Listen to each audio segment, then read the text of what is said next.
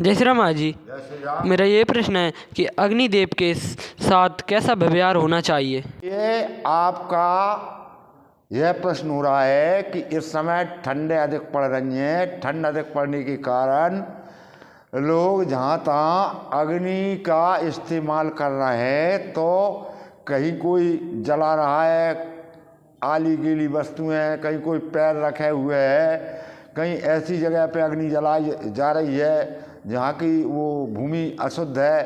तो देखिए, वैसे अग्निदेव को कभी ऐसी जगह पर न जलाना चाहिए जहाँ अशुद्ध हो, और अग्नि स्वयं शुद्ध कर देती है। लेकिन उसमें कोई गंदे कागज, गंदे कपड़ा आदि, जूठन, पत्तल, दोना और गिलास, डिस्पोजल, ये कभी अग्नि में जूठे नहीं डालना चाहिए।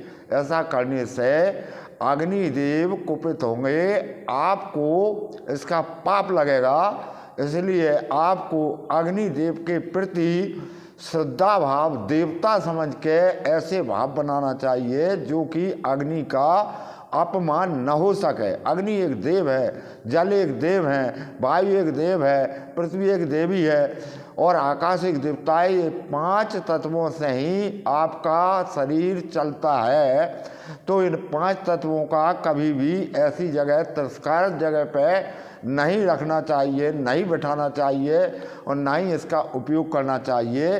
तो अग्नि को कभी मुँह से भी नहीं फूंकना चाहिए, और अग्नि को कभी ये चारपाई के नीचे रख लेते हैं, वो भी निषेध कार्य है। अग्नि को चारपाई के नीचे नहीं रखना चाहिए, और अग्निदेव को कभी भी पीठ देकर नहीं बैठना चाहिए। जैसे श्री रामचरित मानस में कहा गया है, बाबा तुलसीदास ने कहा है कि भानु पीठ से ही और आगी, और स्वामी सर्व भाव छल त्यागी। तो भानु यानी सूर्य को पीठ देकर बैठना चाहिए, और आगे माने सामने अग्नि होना चाहिए, सामने अग्नि के सामने बैठना चाहिए। पीठ देकर अग्नि को नहीं बैठना चाहिए। तो पैरों को अग्नि के ऊपर या अग्नि के पास में ऐसे नहीं रखना चाहिए। जैसे कि समझ में आए कि आप तो लात मार रहे हैं, तो अग्निदेव को इस तरह से तिरस्कार न करें।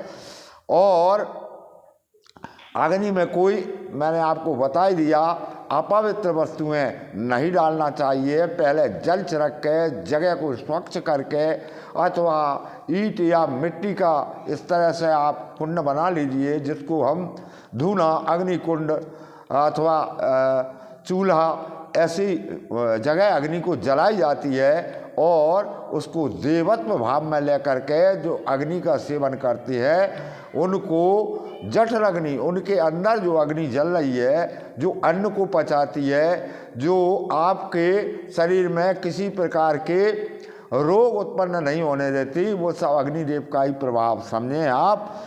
तो ऐसा करने से अग्नि को उलांघना भी नहीं चाहिए। इस तरफ से उस तरफ नीचे अग्नि रह गई और आपने अग्निदेव को उलांघ दिया।